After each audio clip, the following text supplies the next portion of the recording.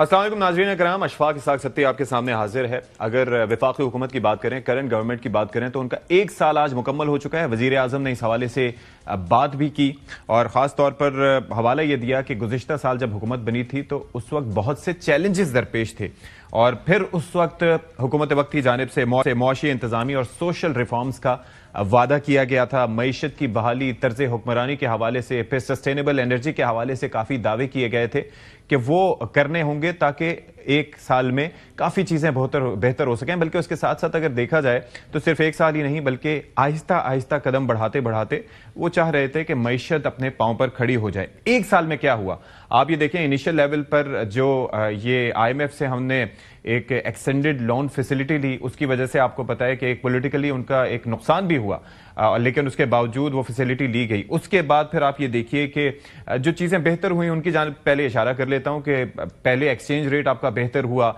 आपके foreign reserves की बात करें तो वो अगर 2024 का हवाला ही दे के अगर मैं बात करूं तो $8.2 बिलियन पर थे 2024 में जनवरी में, जो कि फरवरी के वक्त तक डबल होके $15.9 अरब तक पहुंच गए। फिर उसके साथ साथ इन्फ्लेशन की बात करें तो फरवरी 2024 में जो इन्फ्लेशन थी वो 23% पर थी और जनवरी में फिर 5% और अभी 1.52% तक कहा जा रहा है। ये नंबर्स हैं जो गवर्नमेंट की जानिब से या फिर इदारा शुमारियात की जानिब से इस हवाले से बयान किए जा रहे हैं। फिर शरह सूद के हवाले से कहा जा रहा था कि उस वक्त जो शरह सूद थी वो 23% पे थी और अभी शरह सूद कम होकर 11% पर आ गई है। फिर सर्कुलर डेट में कमी और फिर 10,000 मेगावाट का सोलर इनिशिएटिव शुरू करने के हवाले से भी बात की जा रही थी। फिर और भी कई दावे थे, यानी कि डिस्कोस की निजकारी करेंगे, फिर साथ ही साथ टैरिफ रिडक्शन करेंगे। बहुत से मामलात थे जिनको सेटल करने की जरूरत थी, लेकिन किन मामलात में बेहतरी आई, किन में नहीं आई, आज के शो में हम इसको डिस्कस करने की कोशिश करेंगे। इसहाक डार साहब ने क्या गुफ्तगू की, पहले जरा वो सुनवा देते हैं, वो क्या चाहते हैं और वो क्या अब तक अचीव कर पाए हैं।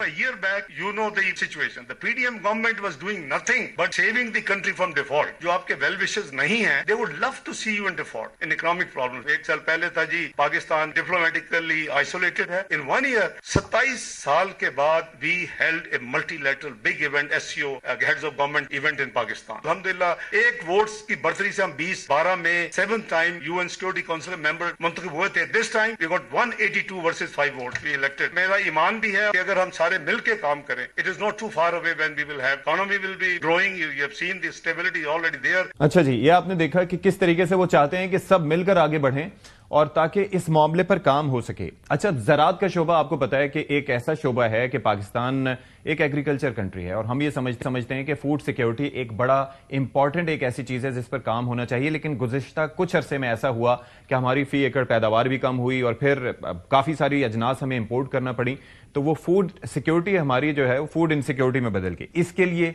ये वादा किया गया कि जी किसानों को बिला सूद कर्ज दिए जाएंगे, फिर वो सोलर ट्यूबवेल्स होंगे, फिर उसके बाद पैकेज होगा, फिर फी एकड़ पैदावार में बेहतरी के लिए बेहतर बीज वगैरह फराहम किए जाएंगे और फिर SIFC के तवस्सुत से उनको सपोर्ट भी इस चीज़ की हासिल हुई और चोलिस्तान और थल को भी आबाद करने के लिए कोशिशें की गई।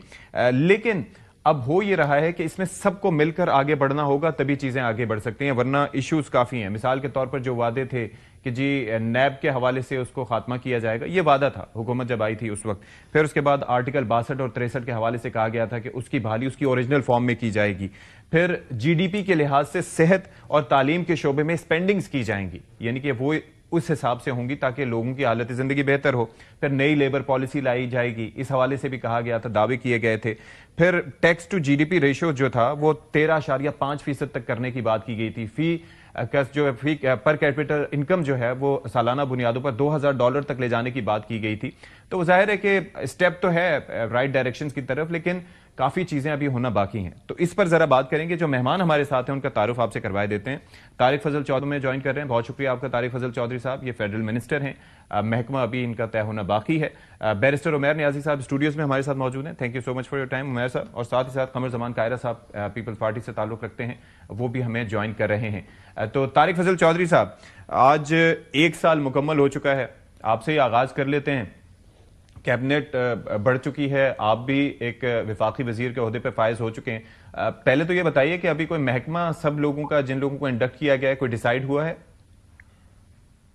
जी बिस्मिल्लाहिर्रहमानिर्रहीम, बहुत शुक्रिया आपका जी, प्रोग्राम में आपने लिया।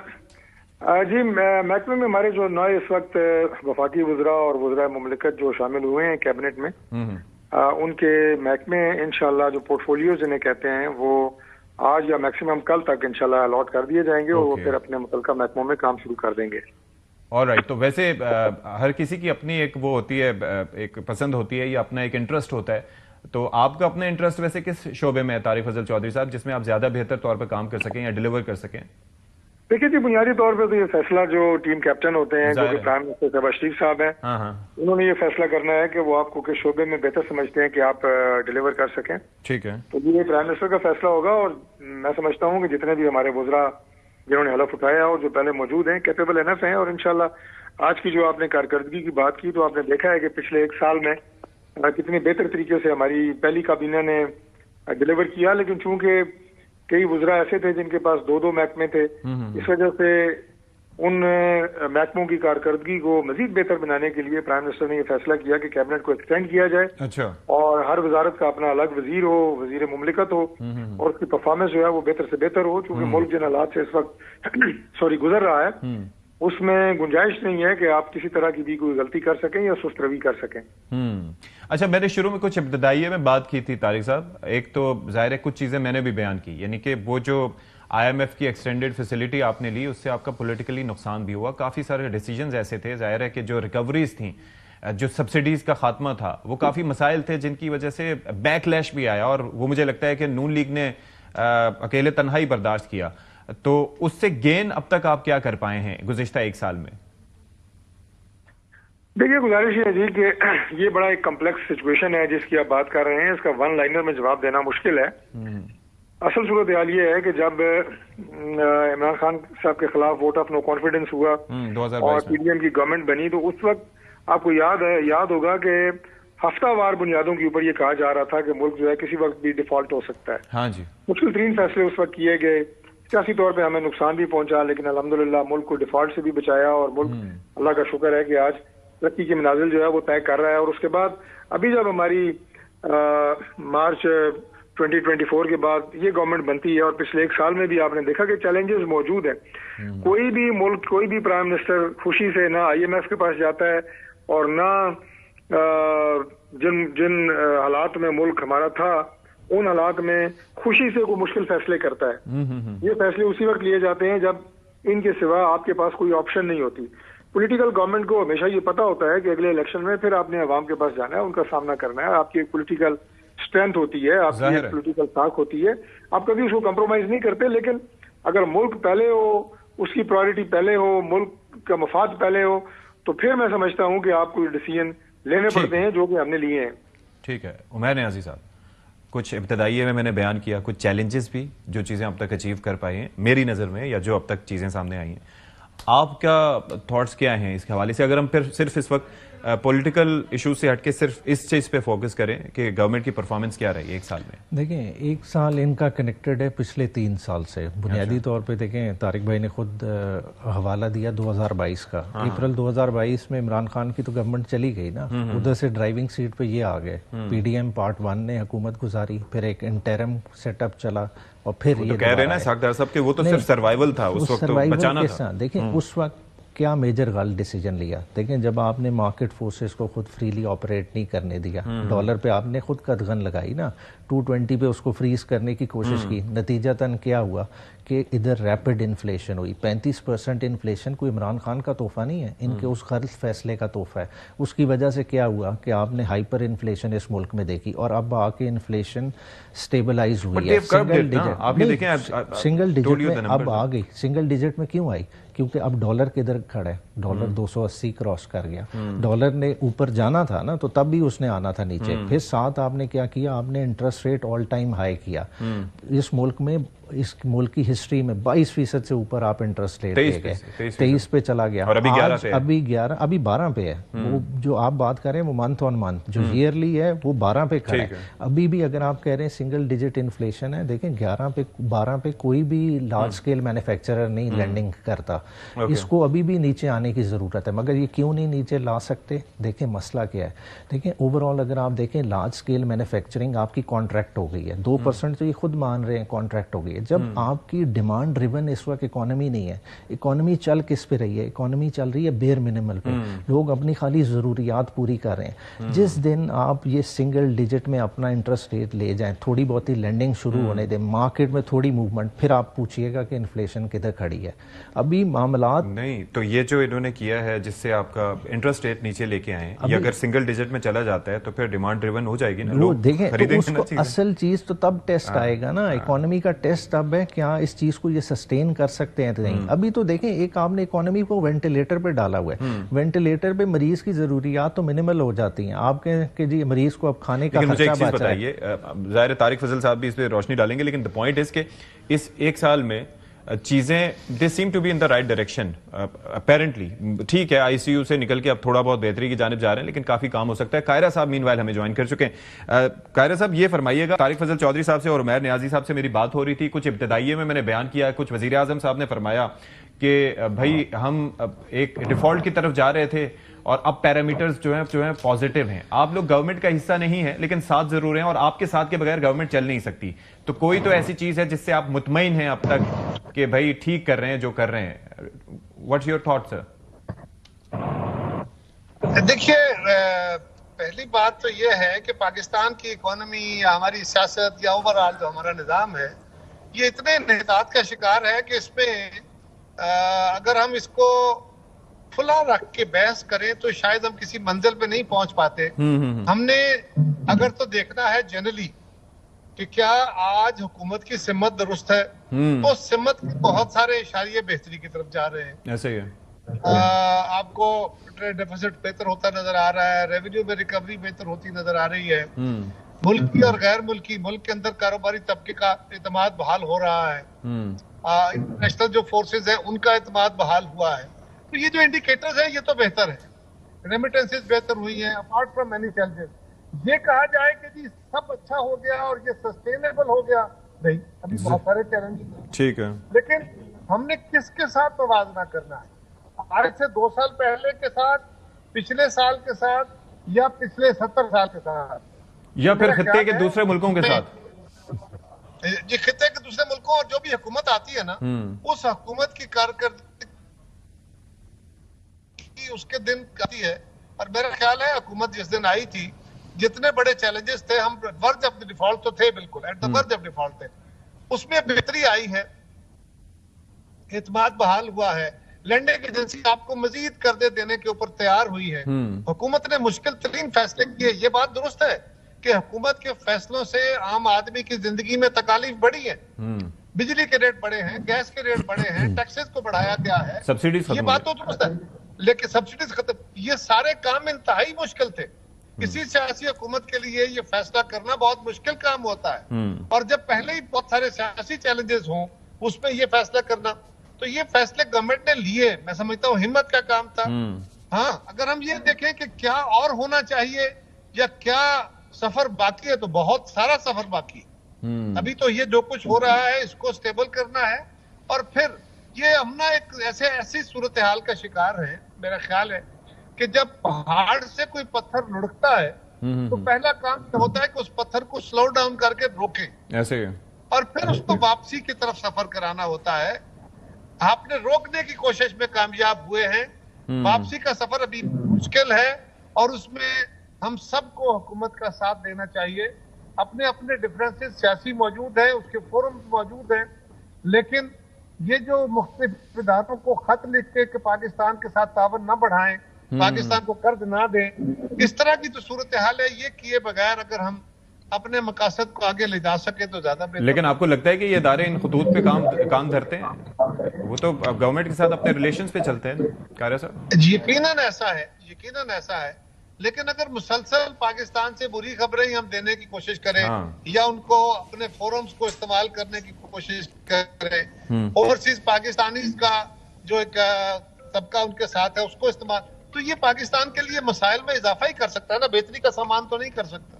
ٹھیک ہے. طارق فضل چودھری صاحب, اس وقت اگر وزیر اعظم صاحب نے بھی آج گفتگو کی اور انہوں نے کافی ساری بات کی, انہوں نے سیاسی اعتبار سے بھی گفتگو کی, انہوں نے معاشی اعتبار سے بھی بات کی, وہ کہتے ہیں کہ گزشتہ 1 سال ہمارا گزر چکا ہے, اس میں کوئی اسکینڈل سامنے نہیں آیا. یہ بڑی پازیٹیو چیز ہے. لیکن اس میں تمام تر معیشت کی بہتری کے باوجود انہوں نے کنزیومر پرائس انڈیکس کی بات کی, عوام کی حالت زندگی بہتر بنانے کی بات کی, لیکن کچھ چیزیں ادارہ شماریات کے مطابق جو میرے سامنے موجود ہیں, یعنی کہ آپ یہ دیکھیے کہ جو اسٹیٹسٹکس ہیں اس کے مطابق ایک سال میں صحت کا شعبہ آپ کا 15.45% مہنگا ہوا, دوائیں 16.53% مہنگی ہوئیں, میڈیکل ٹیسٹ 15.48%, اسپتال کی سروسز 13.12%, یعنی کہ آپ یہ دیکھیں تعلیم کا شعبہ 7.04% مہنگا ہوا. اچھا, یہ حوالہ دینے کی بات یہ ہے کہ دو شعبے ایسے ہیں, ایک تو صحت اور ایک ایجوکیشن, جن میں یہ پرومس کیا گیا تھا کہ جی ڈی پی کے اکارڈنگلی دنیا بھر میں جو مہذب ملک ہوتے ہیں یا ترقی یافتہ ملک ہوتے ہیں یا جو ملک ترقی کی جانب جا رہے ہوتے ہیں, ان دو شعبوں پر اپنی اسپینڈنگز کو بہتر بناتے ہیں. ہمارے یہاں اس بارے میں کیا سوچا گیا ایک سال مکمل ہونے پہ؟ دیکھیے گزارش ہے جی کہ آج ابھی جو کیبنٹ میٹنگ ہے جس کی پہلی دفعہ شاید پاکستان کی تاریخ میں لائیو جو ہے وہ کوریج ابھی دیکھی ہے پوری ہماری قوم نے, جی, اور اس میں ہمارے جتنے بھی شعبہ جات ہیں ان کی تفصیلی کارکردگی ود کمپیریزن پچھلی گورنمنٹ میں کیا تھا, ہماری گورنمنٹ میں کیا ہوا ہے, بیچ میں پی ڈی ایم کی گورنمنٹ میں کیا ہوا ہے, اور خاص طور پہ پچھلے ایک سال میں پوری قوم نے دیکھا ہے کہ ہمارے ایک وزیر نے آ کے پریزنٹیشن دی ہے باقاعدہ کیبنٹ کو, اور وہ پریزنٹیشن صرف کیبنٹ کو نہیں دی بلکہ پورے پاکستان کو دی ہے, پاکستان کی عوام کو دی ہے کہ ہم نے ایک سال کے اندر پاکستان کو کہاں سے کہاں پہنچایا ہے.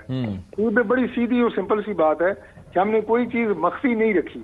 یہ شعبوں کی آپ بات کر رہے ہیں, بشمول ان کے باقی جتنے بھی اور شعبے تھے, آئی ٹی سیکٹر ہے, ہماری زراعت ہے, ہمارے ڈیفینس ہے, ہماری انٹیریئر کی اینٹی اسمگلنگ ہے, ہماری بہت ساری اور چیزیں ہیں, یعنی پاور ڈویژن ہے اس نے اپنا بتایا, فائنانس نے اپنا بتایا, سب نے بتایا, پوری قوم نے دیکھا کہ لائیو کوریج کے ذریعے کہ ہم نے کون کون سے اہداف اور ٹارگٹ حاصل کیے ہیں, اور دنیا کے جو پیشتر ممالک پاکستان میں اپنی انٹرنیشنل آرگنائزیشنز کے ذریعے سروے کرتے ہیں اور ہمارے انڈیکیٹرز کا جائزہ لیتے ہیں, پاکستان کی معیشت کو دیکھتے ہیں, پاکستان کے اندر اسٹیبلٹی کے انڈیکیٹرز کا موازنہ کرتے ہیں, ان سب نے یہ بھی دیکھا ہوگا آپ نے, وہ بتایا ہمارے فائنانس منسٹر نے, ان سب نے تعریف کی ہے کہ پاکستان جو ہے وہ بہت تیزی سے آگے بڑھ رہا ہے اور بہت زیادہ ترقی ہوئی ہے. باقی میں آپ براہ راست سوال کی طرف آتا ہوں. جی پلیز. یہ تو تھا سارا وہ جو آج کی کارروائی تھی اس کے حوالے سے, لیکن اسپیسیفکلی میں آپ کو یہ بتاؤں کہ جتنے اکنامک انڈیکیٹرز بہتر ہوئے ہیں اللہ تعالیٰ کے فضل سے ایک سال میں, ان کے تمام تر اثرات عام پبلک تک پہنچنے میں ابھی مزید شاید تھوڑا میں وقت لگے. یہ ایک حقیقت ہے کہ جو جن قیمتوں کا آپ نے ذکر کیا, میں تھوڑا اور آگے چلا جاتا ہوں, آٹا, چینی, دال, یہ ساری قیمتیں, روزمرہ اشیاء کی جو قیمتیں ہیں انہیں کنٹرول کرنا ایک تو ان اکنامک انڈیکیٹرز کے ذریعے, اور دوسرا ایڈمنسٹریٹو میئرز کے ذریعے پٹرول کی قیمتیں کم ہونا, بجلی کی قیمتیں کم ہونا, یہ سارے وہ ہمارے ٹارگٹس ہیں جو انشاءاللہ بہت جلد آپ دیکھیں گے کہ ان کے اثرات بھی عوام تک پہنچتے ہوئے آپ کو نظر آئیں گے. عمیر صاحب, یہ جو دو شعبے جن کا میں نے تذکرہ کیا, دنیا بھر میں ان میں انویسٹ کیا جاتا ہے, پاکستان میں ہمیشہ سوال اٹھایا جاتا ہے کہ اس کی جانب اتنی توجہ نہیں ہے. حالانکہ تعلیم کے حوالے سے آپ کا آئین کہتا ہے کہ جی 5 سے لے کے 15 یا 16 سال تک کی عمر کے بچے کو ریاست کی ذمہ داری ہے تعلیم فراہم کرنا, لیکن ہم دیکھیں کہ ملینز کی تعداد میں بچے ہیں جو اسکول سے بھی باہر ہیں. پھر اس شعبے میں انویسٹمنٹ ہونی چاہیے, گورنمنٹ کو بجٹ میں جی ڈی پی کے لحاظ سے زیادہ پیسے رکھنے چاہیے. آپ کو لگتا ہے کہ اس پہ کام ہوگا جس طریقے سے طارق صاحب کہہ رہے ہیں؟ دیکھیں, کام تو اس پہ بہت ہوا تھا, اس کام کو ابینڈن کر دیا گیا. اچھا. اگر دیکھیں, اگر سیاست کی نظر نہ کرتے ہیلتھ کارڈ کو, اگر ہیلتھ کارڈ کے اسٹیٹسٹکس اٹھا لیں, پاکستان میں کولڈ سرجریز کا تصور ہی ختم ہو گیا تھا. کولڈ سرجریز کدھر چل رہا ہے؟ دیکھیں نا, کے پی کے گورنمنٹ چلا رہی ہے, پنجاب نہیں چلا رہی, آپ کے کدھر آپریشنز ہو رہے ہیں؟ بات ہے آپریشنز پہلے ڈیفر کر دیے جاتے تھے, جو لوگ افورڈ نہیں کرتے تھے, کسی کو 4 مہینے کی ٹائم لائن دے دی جاتی تھی, کسی کو 8 مہینے کی, ان کو کولڈ سرجریز کہتے تھے. جب ہیلتھ کارڈ ایک عام بندے کے ہاتھ میں آیا, لوگوں کی سرجریز ہوئیں, وہ پورا بیک لاگ ختم ہو گیا. آج کیا مسئلہ ہے؟ تو ہیلتھ کارڈ انیشیٹو کس کا تھا؟ ہیلتھ کارڈ ہماری گورنمنٹ کا تھا. پائلٹ پروجیکٹ قمر زمان قائرہ صاحب بتائیں گے, ان کا تھا. قمر صاحب, am I wrong sir? National scale پہ لے جانے کی بات ہو رہی ہے. میری صاحب بات کر لیں, میں کرتا ہوں. دیکھیں ہم نے کیا اور اس چیز کا ہم نے آپ کو ریزلٹ کر کے دکھایا. آج اس گورنمنٹ کی کمٹمنٹ ہوتی ہے اس کو کنٹینیو کرتے. دیکھیں خالی وینز پہ موبائل ہاسپٹل کے سٹیکر لگانے سے ہیلتھ کی سروسز نہیں مل جاتی. آج مسئلہ کیا ہے, آپ کہہ دیں انفلیشن کم ہو گئی ہے, 2 سال 3 سالوں کا ڈیٹا اٹھائیں, کیا عوام کی قوت خرید بڑھی ہے؟ اگر آج بھی اگر 4-5% ہے تو 3 سال پہلے والی تنخواہ میں 35% ایک سال کی انفلیشن, اگلے سال کی 20% کی, تیسرے سال کی 5% کی, تو میری تنخواہ تو وہ جو 100 روپے تھی وہ تو 60 روپے بھی نہیں رہے گی. ٹھیک ہے, تو میں کس طرح سے ان چیزوں کو افورڈ کروں گا؟ ہیلتھ تو دور کی بات, ایجوکیشن دور کی بات, آج روٹی کے لالے پڑے ہیں. دیکھیں IMF کے کہنے پہ آپ نے سب سے زیادہ کس چیز کو ہٹ کیا؟ آپ نے ایگریکلچر سیکٹر کو ہٹ کیا جو 6% پہ گروتھ کر رہا تھا. آج آپ کی غلط پالیسی جس پہ آپ نے ابھی انکوائری کیا یوکرین کی ویٹ کی وجہ سے, پچھلے سال بمپر کراپ تھی, 32.5 ملین میٹرک ٹن آپ کی اپنی تھی کراپ, آج وہ شرنک ہو کے 28 ملین میٹرک ٹن کی پروجیکشن ہے. اور اس پروجیکشن کی وجہ سے کیا ہوا ہے کہ اسی ایک مہینے میں مارکیٹ میں 6,000 کی گندم آج اسلام آباد میں 8,000 روپے کی بک رہی ہے بوری.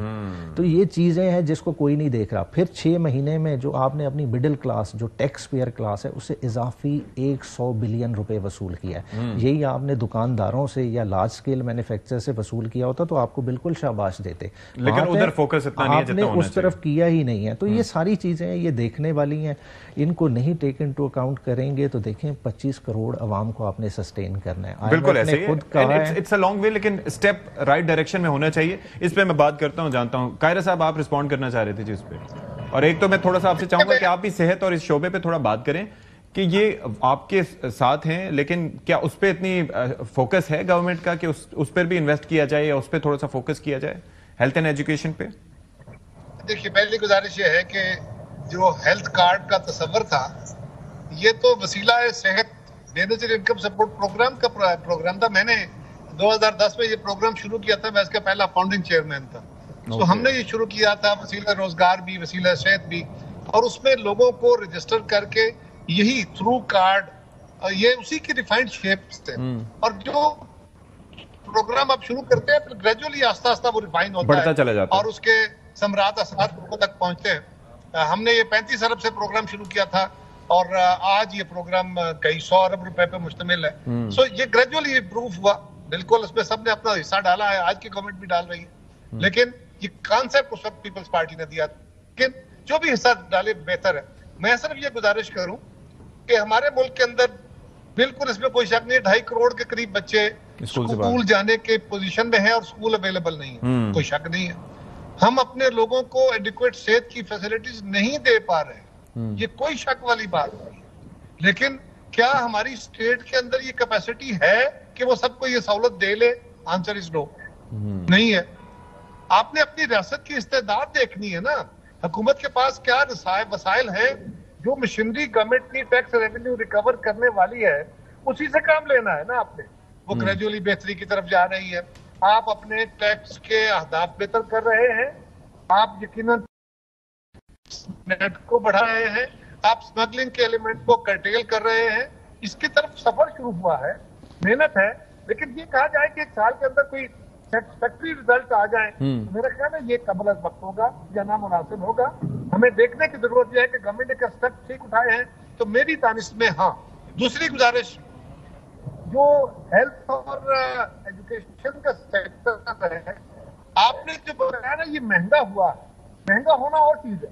گورنمنٹ نے اس پہ ایکسپینڈیچر کتنا کیا ہے, تو اگر آپ اس میں صوبائی حکومتوں کو ان کے ایکسپینڈیچر دیکھیں, یہ تو ہمارے پاس فیڈرل بجٹ کے آغاز ہے, جو صوبائی حکومتیں ان کے اپنے بجٹ ہوتے ہیں, اور بہتر کام میجر کام یہ صوبوں کا ہی ایوالو سبجیکٹ ہے, اور یہ دونوں کام صوبے کرتے ہیں. ہمارے صوبوں کا بڑا سیکٹر جو ہے وہ ہے بھی ہیلتھ اور ایجوکیشن.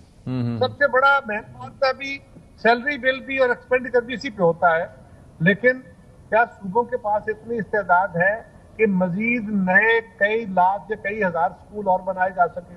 فوری طور پہ تنخواہوں میں کمی ہو گئی, بالکل مہنگائی ہوئی ہے, مہنگائی بڑھنے کی ریشو کم ہو گئی ہے, مہنگائی تو کم نہیں ہوئی, مہنگائی کم نہیں ہوئی.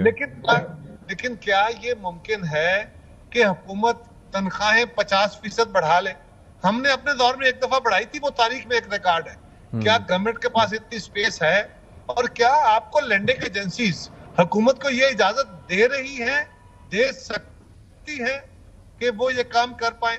तो गवर्नमेंट की इस्तेदाद देखते हुए, मेरी छोटी बात भी बता, गवर्नमेंट की इस्तेदाद देखते हुए हमें क्रिटिसाइज करना है कि ये काम गवर्नमेंट कर सकती है और कर नहीं रही। इसमें खर्चा बढ़ाना है, कोई शक नहीं, हमने खर्च बढ़ा के कहीं से कम भी करना है ना। आपकी इनकम में इजाफे का ताल्लुक है, इनकम में इजाफा तो हो रहा है, लेकिन होना चाहिए उतना नहीं। अब क्या करें, शहबाज शरीफ साहब के पास कोई अलादीन का चिराग तो है नहीं कि वो अचानक जापान से और अमेरिका से कोई टैक्स कलेक्टर ले आए और वो आगे टैक्स कलेक्शन का निजाम कर दें। आपके निजाम में अगर सारा कुछ एक साल में नाफिज कर जाए तो ये एकदम चौक हो बैठ जाएगा। तो इसको तदरीजी तौर पे जाने की कोशिश है, और उसमें अगर सिम्मत का तयन किया जाए तो गवर्नमेंट ठीक जाए। चले, मैं जरा तारिक फजल चौधरी साहब से क्विकली इस पे रिस्पॉन्ड लेना चाहूंगा। एक तो स्टेटस मुझे बता दीजिएगा हेल्थ कार्ड का क्या है इस वक्त। उमैर साहब कह रहे हैं कि सिर्फ इस वक्त केपी में एक्टिव है। दूसरा, ये जो कॉस्ट कटिंग की बात हो रही है, तो जाहिर है कि चले मैं इस पे ब्रेक के बाद आपसे इसका जवाब ले लूंगा। विल टेक केयर, ब्रेक के बाद आते हैं जी। Welcome back to the show. Tariq फजल चौधरी साहब और इसके साथ साथ कमर जमान कायरा साहब, उमैर नियाजी साहब हमारे साथ मौजूद हैं। तारिक साहब, ये हेल्थ कार्ड पे उमैर साहब फरमा रहे हैं कि भाई ये सिर्फ केपी तक महदूद हो गया है, पंजाब में एक्टिव नहीं है, ओवरऑल एक्टिव नहीं है। ये पहले ये क्लियर कर दें कि है एक्टिव, कहाँ एक्टिव है इस वक्त? देखिए, गुजारिश ये है कि पहले तो मैं ये अर्ज कर दूं कि जो कायरा साहब ने बात की है अभी कि किस दौर में इसका आगाज हुआ था। हमारे दौर में मियां नवाज शरीफ साहब जब प्राइम मिनिस्टर थे और उस वक्त शहबाज साहब चीफ मिनिस्टर पंजाब थे, उस वक्त भी हेल्थ कार्ड जारी और सारी रहा। बल्कि मुझे याद है कि हमने तो उस वक्त केपी में ने ऑफर की थी फेडरल गवर्नमेंट की तरफ से कि हम ये फैसिलिटी आपको एक्सटेंड करना चाहते हैं, जिसका इन्होंने इनकार किया था। उसके बाद किसी दूसरे नाम से इन्होंने बाद में किसी दौर में शुरू किया, लेकिन आज ये पंजाब में हेल्थ की फैसिलिटी गरीब और नादार मरीजों को दो तरीकों से दी जा रही है। एक उसमें आपके ये हेल्थ कार्ड जो है इसी हवाले से, लेकिन ये अलग बात है कि हमने हेल्थ कार्ड पे कोई अपनी पार्टी का झंडा नहीं लगाया और ना अपनी लीडरशिप की कोई तस्वीरें लगाई हैं। दूसरा जो फैसिलिटी है वो हमारा है पाकिस्तान बैतुल माल। हमारे इस वक्त बैतुल माल के पास जो है, पहले जो तकरीबन 7 अरब का फंड था, प्राइम मिनिस्टर शहबाज शरीफ साहब ने उस फंड को डबल करके अब 14 अरब कर दिया है। और हमारे जो एमडी हैं शाहीन भट्ट साहब, मैं उनसे राब्ते में रहता हूँ, ये मैं आपको जाती मालूमात की बुनियाद पे बात बता रहा हूँ कि उन्होंने मैक्सिमम फंडिंग इस वक्त सूबों को दी है, जो हमारे सूबाई बैतुल माल के हेडक्वार्टर्स है। और उसमें हमने केपी को भी हमने कोई रवा नहीं रखा कि उधर नहीं देनी, हमारी गवर्नमेंट नहीं है, क्योंकि ये गरीब और नादार जो हमारे मरीज हैं, भाई हैं, उनका हक है। उस तरीके से भी हम मुकम्मल जो है हेल्थ कवर देने की पूरी कोशिश कर रहे हैं। और मैं समझता हूँ कि ये वो टॉपिक्स हैं कि जिनके ऊपर हम अपनी कारकर्दगी जरूर बताएं, लेकिन इसे पॉलिटिक्स की और सियासत की नजर ना करें, क्योंकि और बहुत सारे मौजूद ऐसे हैं कि जिसपे हम सियासत करते रहते हैं। उमैर साहब मेरे भाई हैं, उन्होंने पॉइंट आउट किया, लेकिन पंजाब के हवाले से जो मेरे पास मालूमात थी और इस्लामाबाद के हवाले से वो मैंने आपके सामने रखी है। अच्छा, एक चीज जो है वो कायरा साहब जिस जानिब इशारा कर रहे थे कि जाहिर है कि कोई जादू की चिराग तो नहीं है कि फौरन ही काम हो जाए, लेकिन कुछ चीजें होती हैं इंडिकेटर्स। मिसाल के तौर पर एक चीज ये है कि मैं छोटी सी गुजारिश करूं। जी कायरा साहब। हेलो, मैं अर्ज कर रहा था कि ये जो आपने अहदाफ दिए हैं ना, ये है कि इतने परसेंट सेहत की सहूलतें और तालीम की सहूलतें महंगी हुई है। हाँ। ये बात दुरुस्त है, महंगी होनी है, इसलिए होनी है कि अगर बाकी चीजें, अशियाए सरफ की चीजें जो हैं, या तनख्वाहें जो हैं, या टैक्सेस जो हैं, या इम्पोर्ट ड्यूटी जो हैं, अगर ये बढ़ेंगी तो इसका एक्यूमुलेटेड इफेक्ट यकीनन हर सेक्टर में आएगा। हर सेक्टर में आता है, हेल्थ के ऊपर भी आएगा। बिल्कुल, लेकिन यहाँ पर मसला कुछ और है ना। यहाँ पर मसला ये है कि तनख्वाहें उस तरह से नहीं बढ़ रही, और इसी से मुनासिबत से मैं सवाल भी करना चाह रहा था तारिक फजल चौधरी साहब से कि तो ये एक्सपेंडिचर का मैं छोटी सी गुजारिश करूं। जी नहीं, ये इशू है एक्सपेंडिचर का। आप एक फैक्टर मार्केट के हैं और कायरा साहब, हम आपको दोबारा से कनेक्ट करने की कोशिश कर रहे हैं, हम आपको सुन नहीं पा रहे हैं, आपको दोबारा कनेक्ट करने की कोशिश कर रहे हैं, सिग्नल ब्रेक हो रहा है। जी तारिक फजल चौधरी साहब, मैं ये अर्ज कर रहा था कि ये जो वो ऑप्टिक्स बड़े मैटर करते हैं।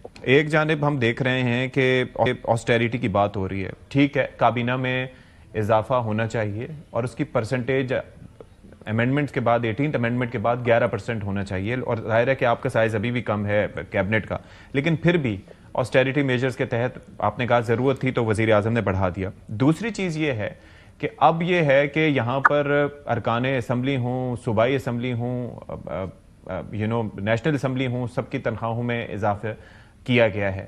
پھر اس کے بعد یہاں پر کئی ایسے شعبے ہیں, کئی ایسے حلقے ہیں جہاں پر جو ٹیکس فری آپ کو پینشنز بھی دی جاتی ہیں, بجلی کے فری یونٹس بھی دیے جاتے ہیں. ابھی ایف بی آر جس نے ٹیکس کلیکٹ کرنا ہے اس نے کہا ہے کہ جی ہمیں اپنے لوگوں کے لیے 1000 نئی گاڑیاں چاہیے. تو آپ یہ وزراء کو تزئین آرائش کے لیے کے پی میں الگ سے بجٹ دیا جا رہا ہے. تو یہ ساری چیزیں عوام جب ان کو دیکھتے ہیں تو وہ کہتے ہیں کہ بھائی ہم یہاں پر ایک بنیادی تنخواہ ہے فرض کریں 37,000 روپے, تو وہ اکراس دی بورڈ آپ جا کے دیکھ لیں وہ نہیں مل رہی. سرکاری سطح پہ تنخواہوں میں اضافہ ہو جائے, پرائیویٹ سیکٹر میں کہاں تنخواہوں میں اضافہ ہوتا ہے, وہ بڑا ریئرلی ہوتا ہے. تو یہ وہ چیزیں ان پہ کام کرنے کی ضرورت ہے. میں بڑا اس کو سمپلیفائی کر دیتا ہوں کہ آپ کی طرح ایک بڑے سینئر اینکر تھے, انہوں نے مجھے کہا کہ آپ کی اسمبلی کیفیٹیریا میں آپ کو جو چائے ہے وہ بڑے سبسڈائز ریٹ پہ ملتی ہے. اچھا. میں نے انہیں سے کہا کہ میں آپ کو بل بھیجوں گا کہ جو چائے کا بل ہم دیتے ہیں کیفیٹیریا میں اور ساتھ اس کے بسکٹ اور کیک, جب میں نے بل بھیجا تو انہوں نے مجھے میسج کیا کہ یہ لوگ تو آپ کو لوٹ رہے ہیں اور بہت مہنگی چائے آپ کو دے رہے ہیں. آنےسٹ میرے پاس ہے, آپ کو بھی بھیج سکتا ہوں. گزارش یہ ہے کہ میں الحمدللہ میں نے حلف اٹھایا بطور وفاقی وزیر کے, ایز فیڈرل منسٹر نہ میرے پاس گاڑی ہے نہ مجھے تنخواہ ملتی ہے. گاڑی میں اپنی استعمال کر رہا ہوں, پیٹرول اپنا ڈال رہا ہوں, دفتر اپنا خود چلا رہا ہوں. مجھے آپ یہ بتائیں کہ میں قومی خزانے پہ بوجھ کیسے بن گیا. لیکن آپ انٹائٹلڈ ہیں.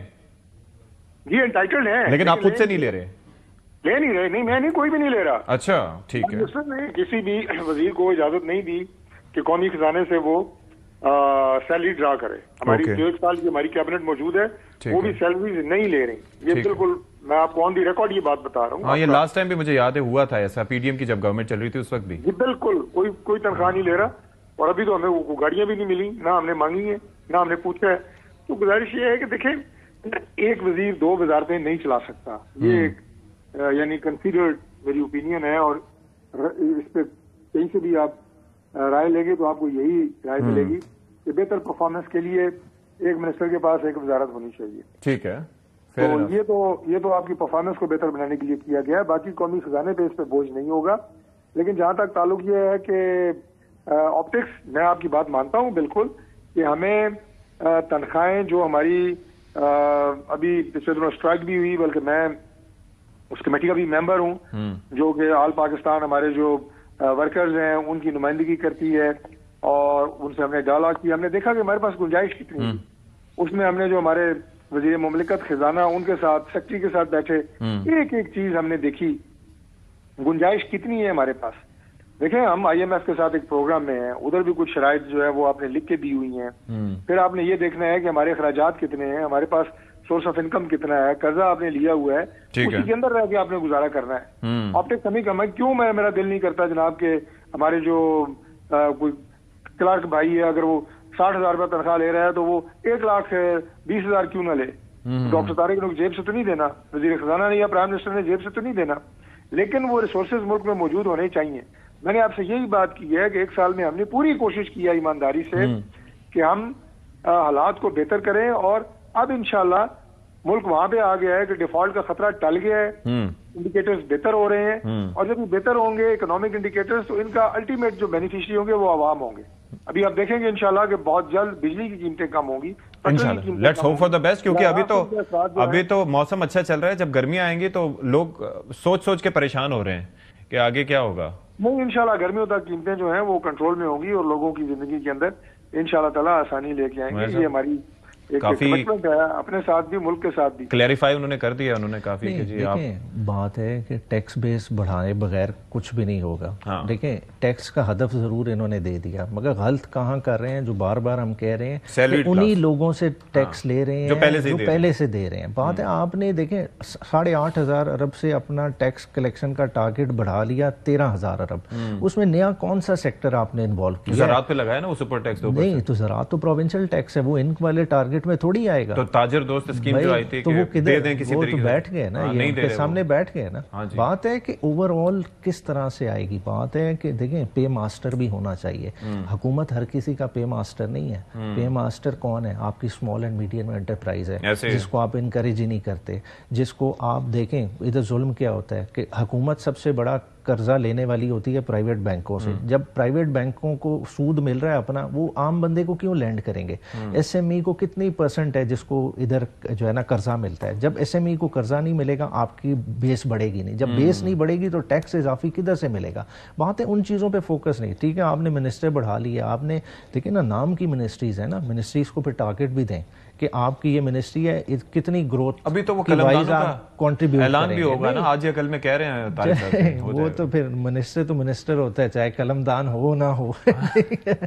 یہ تو پھر اس پالیسی پہ چل رہے ہیں. قاہرہ صاحب مجھے یہ بتائیے کہ ایک تو چیز یہ ہے کہ آپ جس طریقے سے ساتھ رہتے ہوئے, اور آپ ظاہر ہے کہ گورنمنٹ کی پالیسیز کو ڈیفینڈ بھی کر رہے ہیں اور آپ تھوڑا سا بتا بھی رہے ہیں کہ کن وینیوز پہ کام ہونے کی ضرورت ہے, لیکن یہ کام آپ حکومت کا حصہ ہو کے بھی کر سکتے ہیں, یعنی کہ فارملی آپ کابینہ کا حصہ بن کے بھی کر سکتے ہیں, اور ایسا نہیں ہے کہ آپ کو کہا نہیں گیا ہوگا, آپ لوگوں کو اپروچ نہیں کیا گیا ہوگا.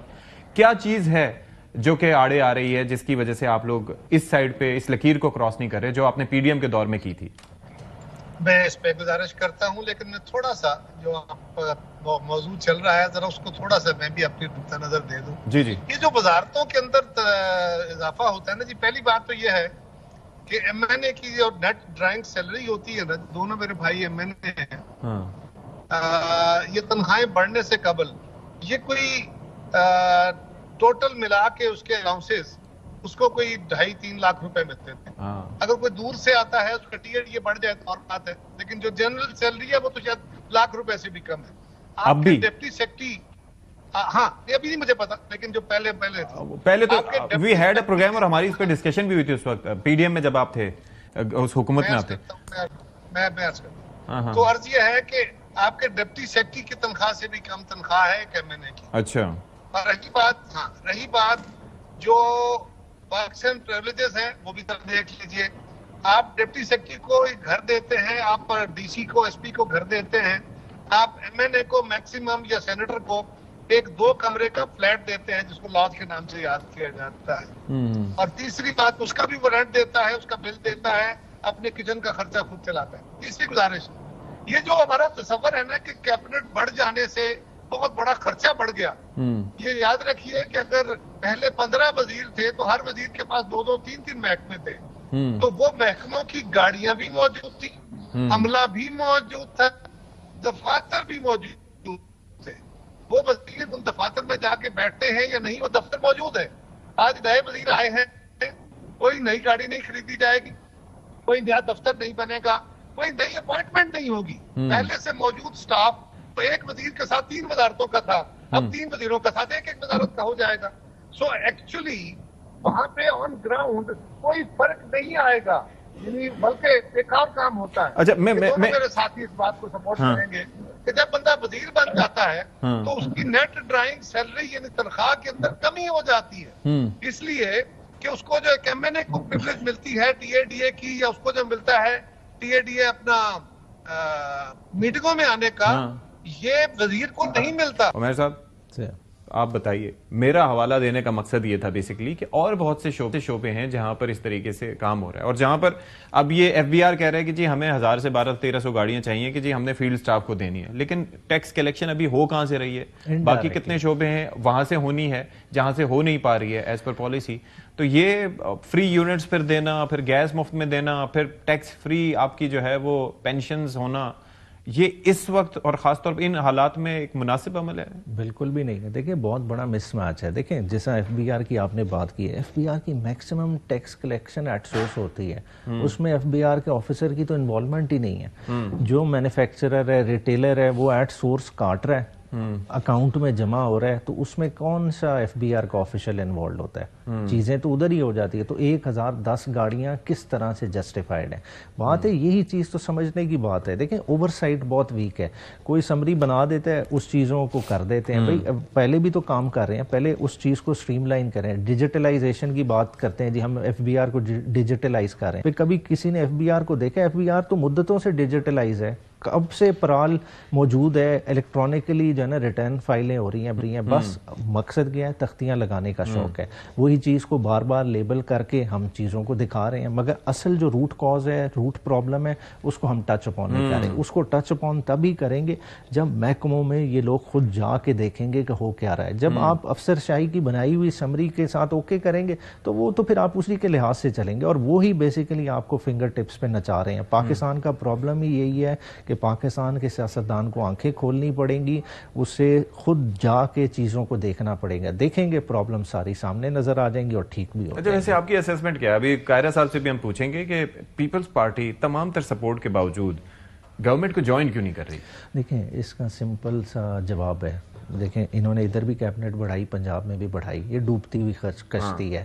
یہ آخری دنوں میں یہ کام کیے جاتے ہیں جب آپ سب کو راضی کر رہے ہوتے ہیں، آپ پورٹ فولیوز بانٹتے ہیں. وہ پولیٹیکل جو بیسیکلی اس چیز کا برانٹ ہے، اس ڈیسیجن کا، پیپلز پارٹی وہ نہیں لینا چاہتی. انہوں نے اپنا پولیٹیکل کیپٹل ایک سائیڈ پہ رکھا ہوا ہے. وہ کہہ رہے ہیں اس کشتی میں جو سوار ہیں وہی ڈوبے، ہمیں وہ نقصان نہ پہنچے. قاہرہ صاحب ایسا ہی ہے کہ جو کشتی میں سوار ہیں وہی ڈوبے ہیں، انہی کو نقصان پہنچے. عمیر نیازی صاحب کہہ رہے ہیں اس وجہ سے آپ گورنمنٹ کا حصہ نہیں بن رہے. ہم اس کشتی کا سوار ہیں، ہم بھی، حکومت بھی اور اپوزیشن بھی. لیکن اگر بات اس کشتی میں ڈوبنے کا امکان خدا نخواستہ بنا تو نہ حکومت بچے گی، نہ ہم بچیں گے، نہ اپوزیشن بچے گی، سب کا نقصان ہو. لیکن پھر کیبنٹ کا حصہ بننے میں کیا امر مانے ہے؟ ویسے میں پوچھ رہا ہوں. یہ پہلے دن سے ہمارا فیصلہ تھا کہ ایک جماعت اپنی لیڈنگ پارٹی اپنی حکومت چلائے، ہم اس کے ساتھ ہیں. ہم گورنمنٹ کو ہر معاملے میں فیسیلیٹیٹ کر رہے ہیں. گلے شکوے ہمارے کچھ اعتراضات وہ اپنی جگہ، لیکن ہم نے کوئی گورنمنٹ کو بلاک تو کسی جگہ نہیں ہونے دیا، بلکہ کہیں ہونے بھی لگی تو ہم نے اس کو خود آگے بڑھ کے اس معاملے کو دور کیا. یہ ہمارا پہلے دن سے فیصلہ تھا. کہا گیا تھا، ہمیں آفر ہوئی تھی کہ 2.5 سال کر لیتے ہیں. ہماری طرف سے یہ خیال تھا، چیئرمین صاحب نے کہا تھا کہ نہیں، اگر 2.5 سال کا تاثر دیں گے تو یہ گورنمنٹ پہلے دن ہی بالکل بیٹھی ہوئی ہوگی. یہ تاثر اچھا نہیں ہے. ہم اقتدار کے اندر نہیں، لیکن ہم آپ کے ساتھ ہیں. But you have your reservations. اگر دیکھا جائے کوئی معاہدے ہیں جن کا تذکرہ ہو رہا ہے، کچھ ملاقات بھی آج بڑی امپورٹنٹ ہے. بالکل ہے. تو کیا طے پایا اب تک؟ کیا کچھ چیزیں وے فارورڈ کیا ہے اب؟ وہ سارے معاہدات پہ عمل نہیں ہوا. اب میٹنگ کے اندر مزید طے ہوگا اور ہمیں توقع ہے کہ وہ معاہدے پہ عمل درآمد ہو جائے گا.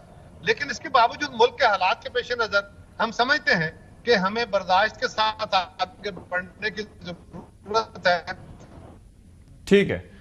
تھینک یو سو مچ قمر زمان قاہرہ صاحب. بیرسٹر عمیر نیازی صاحب اور طارق فضل چودھری صاحب ہمارے ساتھ موجود تھے، اور یہاں پر ہم ایک بریک لے لیتے ہیں. بریک کے بعد آ کے پروگرام کو کنکلوڈ کریں گے. ویلکم بیک جی. پروگرام کے آخر میں حکومت کا 1 سال مکمل ہو چکا ہے. انڈیکیٹرز پازیٹیو ہیں، معیشت کی سمت صحیح ہے، لیکن کافی کچھ بہتر کرنے کی ضرورت ہے. مثال کے طور پر یہ جو آپ کا tax to G D P ratio ہے، اس کو بہتر کرنے کی ضرورت ہے. خاص طور پر یہ جو پر کیپٹا انکم ہے، اس کو بڑھانے کی ضرورت ہے. اگر ہم بات کریں یہ جو ہماری انویسٹمنٹ ہے یہ بڑھانے کی ضرورت ہے، اور خاص طور پر یہ جو ایکسپورٹ ہے، کیونکہ ہماری اکانومی کو ہونا چاہیے ایکسپورٹ ڈریون اکانومی، لیکن ایسا ہے نہیں، تو اس کو بڑا کرنے کے لیے بھی کافی اقدامات کی ضرورت ہے. ساتھ ہی یہ جو ریفارمز ہوں گے، پاور سیکٹرز میں اگر ریفارمز ہوتے ہیں اور ڈسکوز کی نجکاری ہوتی ہے، اور یہ جو کیپیسٹی پیمنٹس کے نام پر کافی سارے ہمارا ایکسپینڈیچر ہوتا ہے، تو یہ کم ہو جائے گا. تو آہستہ آہستہ چیزیں جو ہیں وہ ٹریک پر آ جائیں گی. امید بہت بہتر کی ہے، اللہ بہتر کرے گا. پروگرام سے فی الحال اتنا ہی. اشفاق ستی کو اجازت دیجیے. اللہ حافظ و ناصر.